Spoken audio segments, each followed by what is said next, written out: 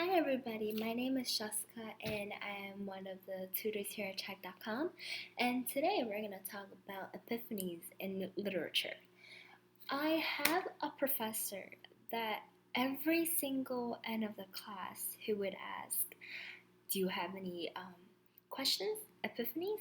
And in my head I would think, what is an epiphany? So I kind of learned this back in literature. I didn't think that it would be the same thing as in real life and literature. So epiphanies is just basically the point in a work of literature where a character has a sudden insight or realization that changes his or her understanding. Basically, in literally terms, that the character achieves a realization or awareness or a feeling of knowledge after a certain point of events that the character has gone through and realizes a new light in the story. So, for example, have you ever seen a story or in a movie where a character literally just there's a spotlight shining on them, on that specific character? That's kind of like the epiphany of that character because the character realizes, oh, the perspective that he or she had throughout the whole entire journey wasn't exactly what he or she thought of, and has changed his perspective on how they used to see it. And like a great example of this is, George Washington and the apple tree. Pretty sure every single one of us has heard about George Washington and the lying apple tree. Well, not lying apple tree, but you know what I mean. So basically, through the story, George Washington learns that you're not supposed to lie. That's the epiphany of George Washington because he realizes that lying is wrong and you're not supposed to do it in the first place. Okay, maybe that's not a great example, but if I were to give you another example, it would be like an epiphany of a smoker. When someone smokes.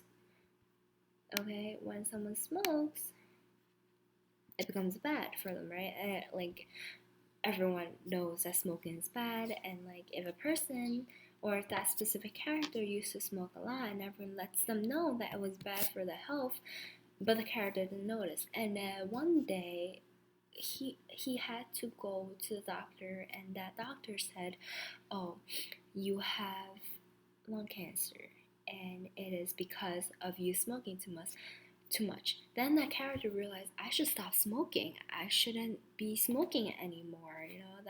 That's the epiphany of that person, of that smoker's life, because smoker finally came to realization that smoking hurts him in the long run instead of right away.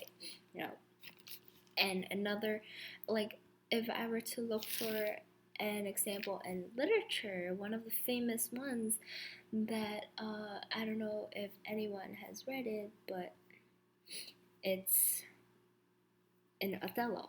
So if I were to summarize Epiphany up to this point, it's just basically that, oh, aha, I knew it, that aha moment where the character is just like, oh, this is what it meant the whole time. This realization that changes the character's life forever. That's basically the whole summary of the Epiphany so far.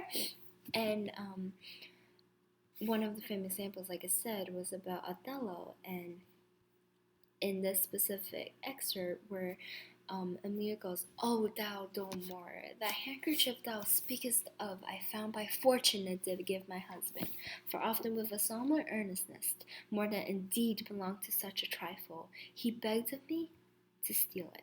So in this specific dialogue, it is one of the most important epiphany examples from William Shakespeare's Othello, because in this specific dialogue, Emilia kind of reveals in this moment of dramatic irony of what the readers or the audience has known all along, that the fact that Desdemona, which is another character in the story, Desdemona's handkerchief was given to Cassio by Emilia, thus clearing Desdemona of the guilt.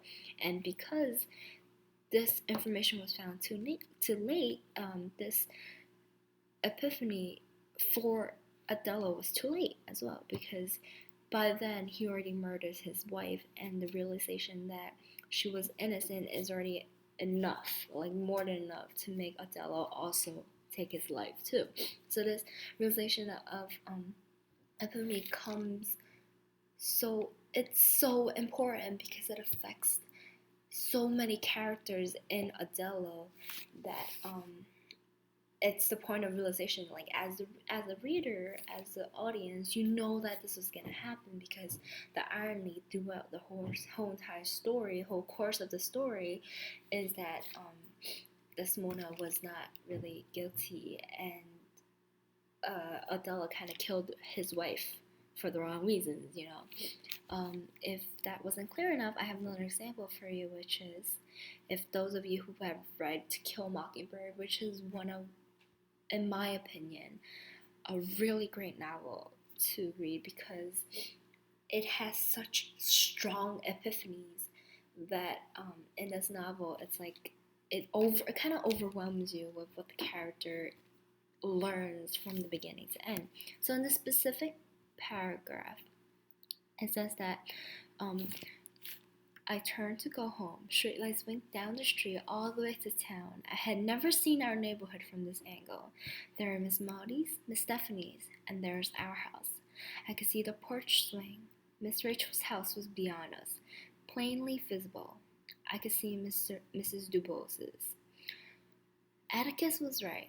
One time, he said you never really know a man until you stand in his shoes and walk around in them. Just standing on the Radley porch was enough.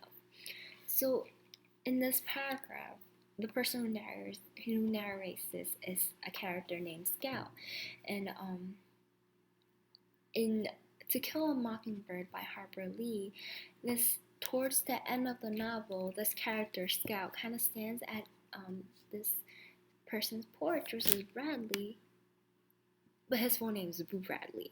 So Scout stands on Boo Bradley's front porch and kind of looks out over the town where they were living, which is Mancomb, right? And she kind of sees herself, this town, and the world from a completely new perspective, because throughout the course of the experience, I'm not going to try to, I don't want to try to, spoil anything, but throughout the course of the whole entire book, this character has gone through so much, to finally reach this destination at the end of the novel, where she kind of sees the whole entire world, whole entire town as a new perspective than what she had before. Those of you who read To Kill a Mockingbird probably will understand what I'm trying to say, but those who haven't, I'm going to try my best to explain it to you. And so basically, you see this, because this paragraph was towards the end of the novel, so you kind of see that this paragraph kind of ties the whole entire plot together in To Kill a Mockingbird, and kind of comes in and represents the character's consciousness, and that she kind of, because of all the experiences that she had throughout this novel, she's kind of like the same young woman but changed at the same time, because throughout all her life journeys and experiences, she kind of grew up, kind of lost her innocence, and gained that realization about her perspective in life, So that's kind of what Epiphany is. And I think that ties the end of epiphanies in literature. So I hope you guys learned a lot from this, as I am kind of ranting on about how much I love epiphanies and characters. So yeah, if you ever need help in tutoring or any epiphanies, if you have any epiphanies, you could message me. I usually tutor chemistry, psychology, writing, SATs, and other languages. So if you ever need me to tutor you, I will be glad to set up a lesson with you. And my link is in the description box as well. Okay? So until next time, bye!